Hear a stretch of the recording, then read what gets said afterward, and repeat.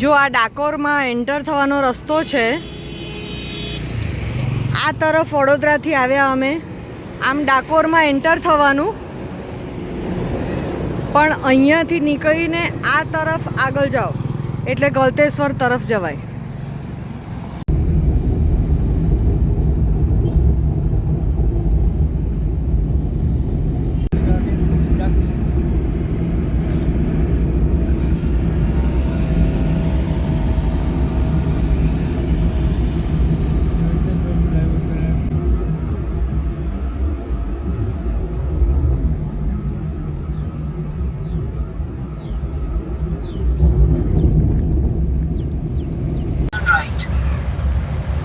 જો અમારી એન્ટ્રી પડી અને આ વરસાદ ચાલુ થયો.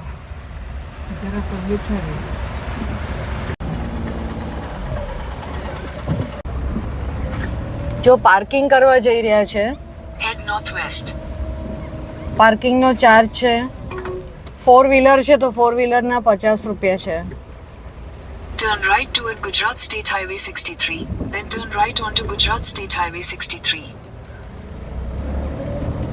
પાર્કિંગ વિશાળ છે, પણ હવે વરસાદ પડે છે એટલે થોડી વાર અમે વેઇટ કરીશું, પછી જઈશું. પાર્કિંગમાંથી બહાર નીકળી રહ્યા છે. હું તમને આગળ જઈને બતાવું. વરસાદ પડે છે.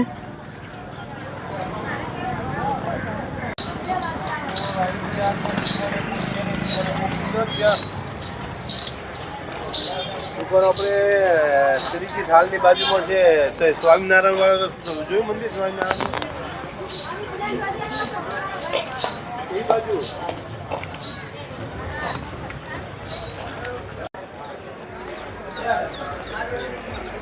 બંને તરફ આ રીતે દુકાનો છે. એન્ટર થયા ત્યાંથી થોડીક વસ્તીઓ પણ છે, ગામના ઘરો છે. અને પછી જો આ તરફ નદી દેખાઈ રહી છે અને મંદિર દેખાઈ રહ્યું છે.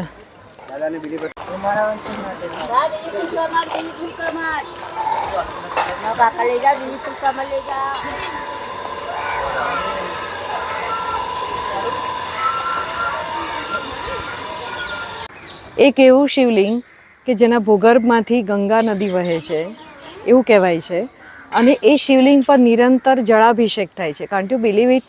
Hello and welcome to our channel discovering Dios. અમે આવી પહોંચ્યા છે ગુજરાતના પ્રસિદ્ધ યાત્રાધામ ડાકોરથી લગભગ 23 કિલોમીટર દૂર. ખેડા જિલ્લામાં ઠાસરા તાલુકો છે ને એમાં સરનાલ ગામ છે. ત્યાં આ ગળતેશ્વર મહાદેવજીનું મંદિર છે, ત્યાં અમે આવી પહોંચ્યા છીએ. તો ચાલો આજે અમે તમને એના દર્શન કરાવીએ.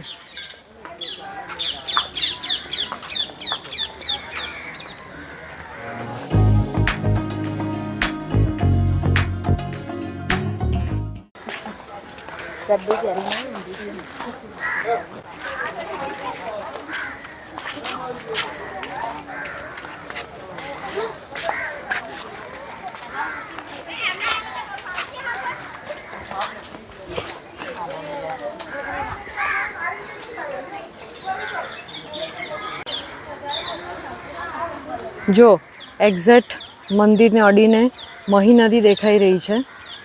જો પોસિબલ હશે તો આપણે ત્યાં પણ જઈ રહ્યા છે. અત્યારે જે આ મંદિરની ભવ્યતા દેખાઈ રહી છે,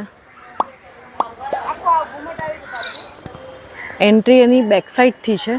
આપણે ફ્રન્ટ સાઈડમાં જઈએ.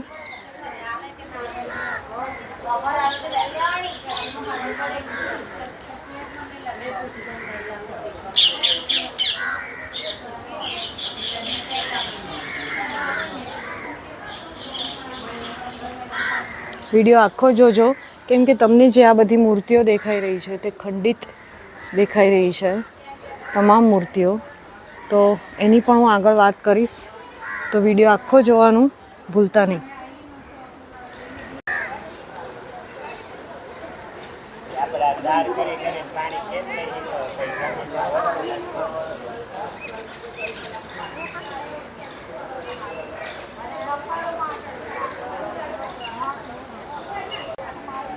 બારમી સદીમાં મંદિર બનેલું છે. કહેવાય છે પૌરાણિક કથાઓ અનુસાર અહીંયા ગાલવ ઋષિએ હજારો વર્ષ પહેલાં મહાદેવજીનું તપશ્ચર્યા કરી હતી અને એ તપશ્ચર્યાથી પ્રસન્ન થઈને મહાદેવજી અહીંયા શિવલિંગ રૂપે સ્વયંભૂ પ્રગટ્યા હતા અને એ સ્વયંભૂ પ્રગટ્યા એટલે ગંગાજીએ એવું પણ કહેવાય છે કે ગંગાજીએ અહીંયા નીચે ભૂગર્ભમાંથી એ મંદિર શિવલિંગ જે છે એને જળાભિષેક કરી અને પછી આ જે મહી નદી બાજુમાં વહે છે એમાં એ પાછા વળી ગયા. એટલે કેટલાક લોકો એવું પણ કહે છે કે અહીંયા ત્રિવેણી સંગમ છે, મહી નદી, ગલતી નદી અને પાતાળ ગંગા, અને કેટલાક એમ પણ કહે છે કે ફક્ત ગલતી નદી અને મહી નદી. તો મહિમા તો છે સંગમ નદીનો, એટલે અહીંયા આ નદીઓના જે સંગમ થાય છે એ પણ હું તમને બતાવીશ. ત્યાં નાહવાનો ખૂબ મહિમા છે. હવે તમે જે મેં હમણાં આગળ વિડીયોમાં કહ્યું તેમ જે આ મૂર્તિઓ ખંડિત જોઈ રહ્યા છો, તો એની પાછળની પણ એક દંતકથા છે કે ચંદ્રહાસ રાજાએ આ મંદિરનું નિર્માણ કરાવ્યું હતું, પણ વિદ્રોહી દ્વારા આ મંદિરના શિખરનું ખંડન કરાયું, એને ખંડિત કરી નાખ્યું, આ મૂર્તિઓ ખંડિત કરાઈ. એ પછી આર્કિયોલોજી ડિપાર્ટમેન્ટ અને રામદાસજી મહારાજના સહયોગથી આ શિખરનું નવનિર્માણ થયું છે. પણ જે આ નુકસાન જે થયું છે આ બધું જ એ તો આપ જોઈ શકો છો.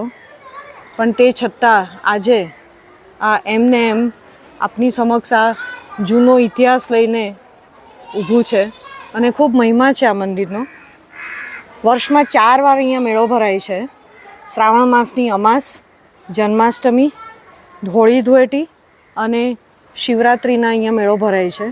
તે લોકો ખૂબ દૂર દૂરથી અહીંયા દર્શન કરવા માટે આવે છે. તો ચાલો હર હર મહાદેવના નાદથી આપણે પણ અહીંયા દર્શન કરીએ.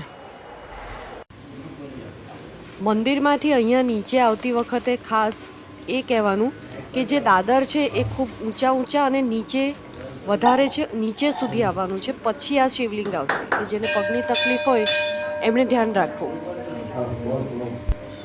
લગભગ 10-12 દાદર છે.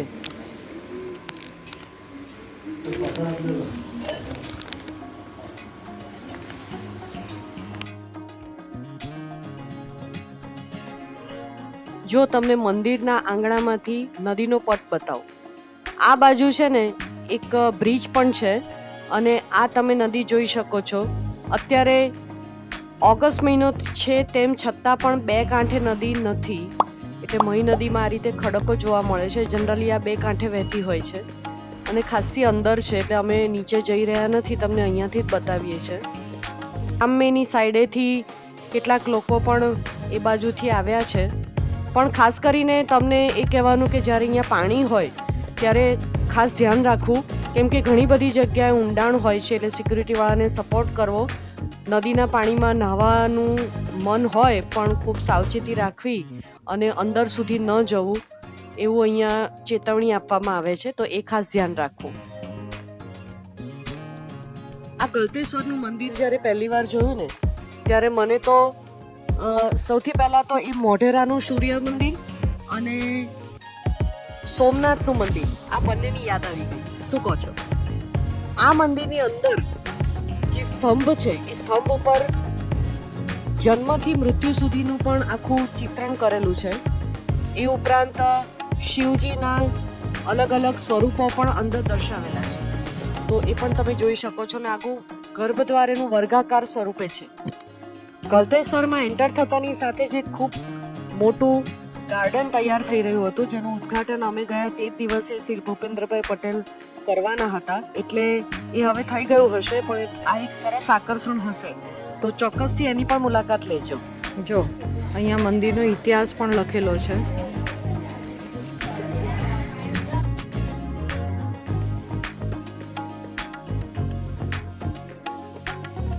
જો તમે પણ અમારી જેમ શ્રાવણ મહિનામાં દર્શન કરવા આવવા માંગતા હોય તો ચોક્કસથી આવજો. તમામ માહિતી આપી છે અને આવી જ રીતે વિડીયો જોતા રહેજો. લાઈક, શેર અને સબસ્ક્રાઇબ કરવાનું ભૂલતા નહીં. તો ફરી મળીએ એક નવા વિડીયોમાં. ત્યાં સુધી ઘૂમો, ફિરો, ખાઓ, પીઓ और મસ્ત રહો and don't forget to keep watching with discovering Dues. Har Har Mahadev. જો જતા જતા ત્યાં સામે નદીના કાંઠે જે ગ્રીન કલરના ટેન્ટમાં તમને દેખાય છે એ બધી નાની મોટી દુકાનો છે વસ્તુની, તેમજ પૂજા વિધિ માટેનું પણ છે બાંધેલું. અને જો તમે સંગમમાં સ્નાન કરો તો બદલવા માટેનો પણ આ રીતે ટોકન એમાઉન્ટ લઈ અને તંબુ બાંધેલા છે.